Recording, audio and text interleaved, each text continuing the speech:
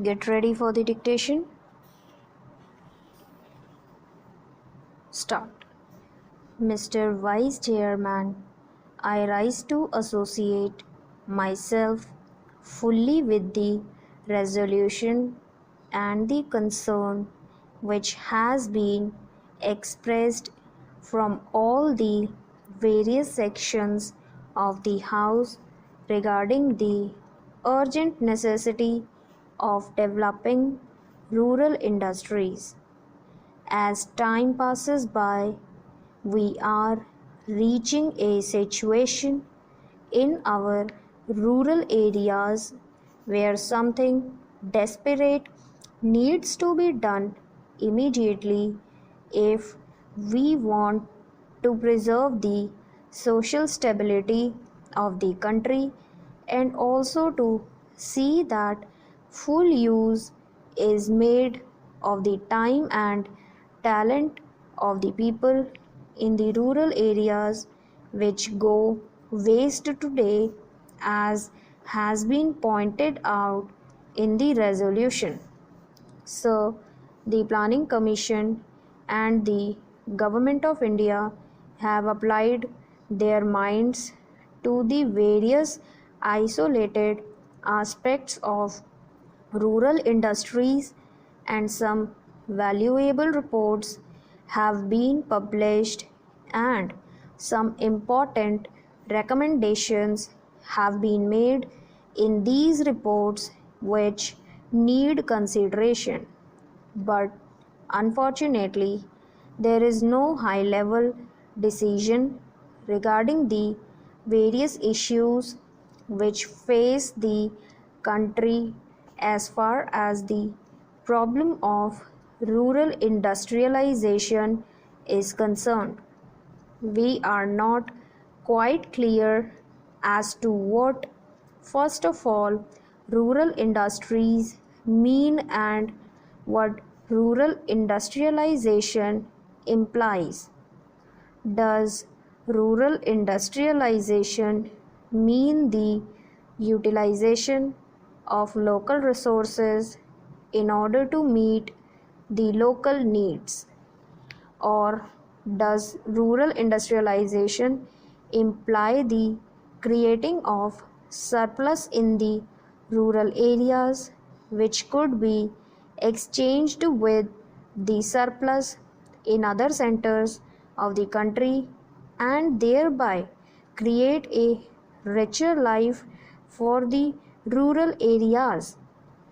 Various opinions have been expressed with regard to this problem, but there is no authoritative determination of the policy regarding the meaning of rural industrialization.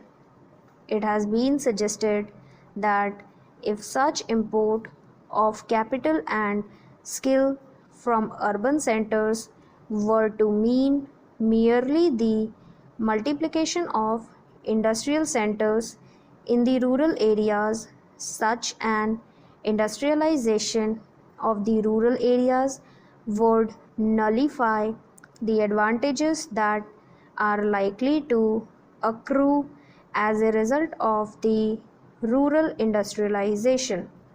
The time has come when some decision has to be taken as to what we really mean by this rural industrialization. There is also difference of opinion regarding the authority that should undertake the responsibility for this rural industrialization. From the literature that has been published in this connection, it is quite obvious that two distinct and powerful schools have developed regarding this issue. On the one hand, there are people who believe that the task of rural industrialization should be entrusted to the village panchayats, since they represent the village people and they have the resources and the powers to raise the necessary resources from the rural areas The panchayats, it is felt, are the competent authorities to deal with the problem of rural industrialization. Equally strongly, it has been argued by others that cooperatives are the right answer to the question as to which should be the authority that should deal with rural industrialization. I may also mention that there is a third school which believes that the import of private capital and private skill into the work of rural industrial development is the real answer to the problem which we face in the matter of rural industrialization.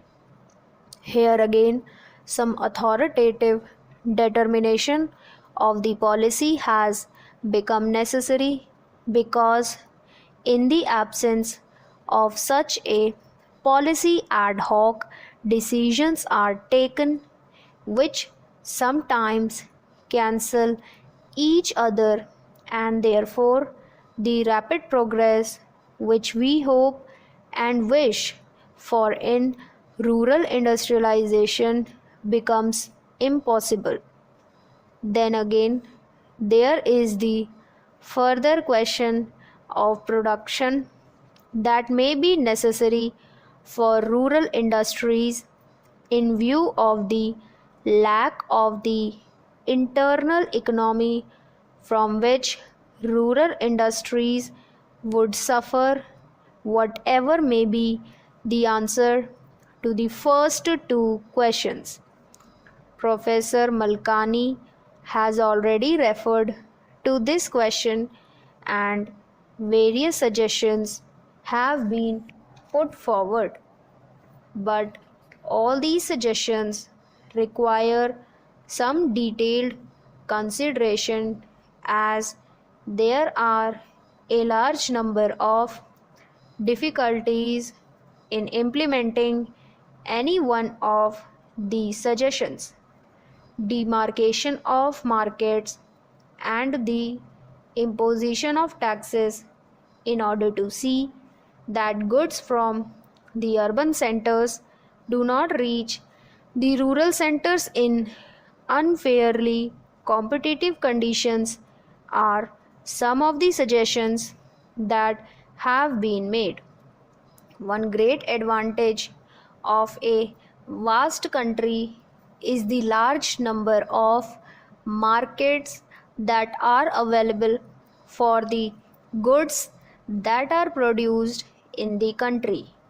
However, if these markets are artificially restricted and goods are not allowed to move from one center to another, I am afraid more problems would be raised than solved if this protection is sought to be given in this manner.